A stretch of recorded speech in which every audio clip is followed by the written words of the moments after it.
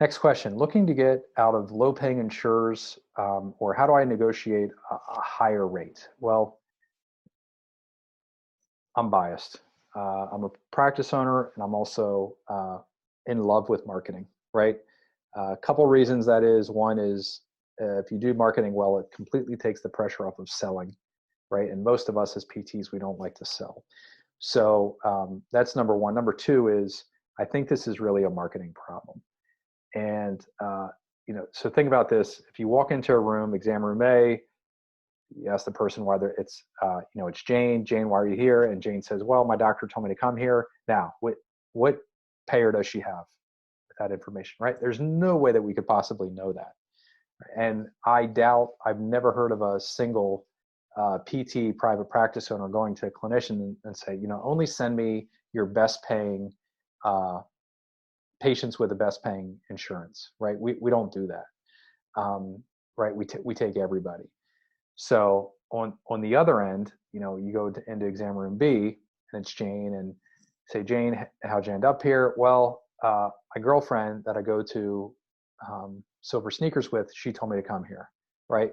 So now in exam room B, we can actually start to control better the payer than exam room A. How do we do that? Well, the first thing that you do is you go through your entire patient list. And this is even applicable if you're cash pay as well. So think about you have people on your cash pay list or your insurance list that are great to work with. The insurance company is easy to work with, or they themselves, they love conservative care. They're consumers of conservative care. They're not trying to nickel and dime you or however you want to look at that. And then think about this. Once you start to create a list, what do those people have in common?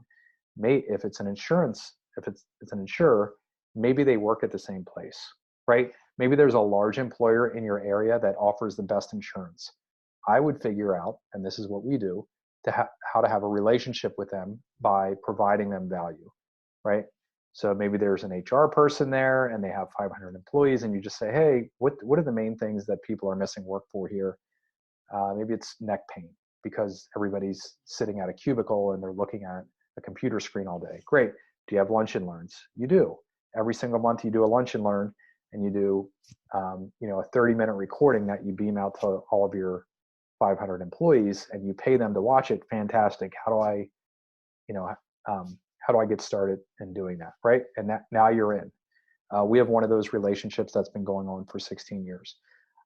So I would start with that, just thinking like, how can I start hedging where my patients are coming from?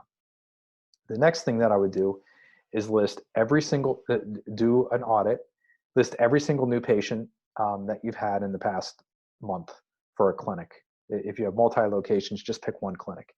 List every single new patient you had, at least their initials or however you identify them, and then list their payer and the average reimbursement per visit, all things considered equal. And then list them in a descending order. So at the top, maybe you have $112 a visit. At the bottom, maybe you have $50 a visit or some capped pay, right? So then we take that bottom payer, and let's say it's 5% of our total payer mix, right? 5% of the new patients that we saw last month are this bottom payer. Well, if I got out of network, if I went out of network with that payer, that low payer, capped payer, what would I have to do? Well, we have to increase our new patients 5%, right? So we have enough coming in, enough demand in that 95% that we can eliminate that bottom payer. If you start to do that incrementally, it doesn't have to be one fell swoop, but you can gradually make changes to your payer mix. We did just this with a payer that paid us, it was $48. $48 a visit, regardless of what we did. They used to be about 15%, and we have them down now to nothing. Right? And that's how you do it. You focus on that 95%. What do they have in common? How can we get more better paying patients in here? And again, whether it's cash pay or insurance, that's how you want to look at that.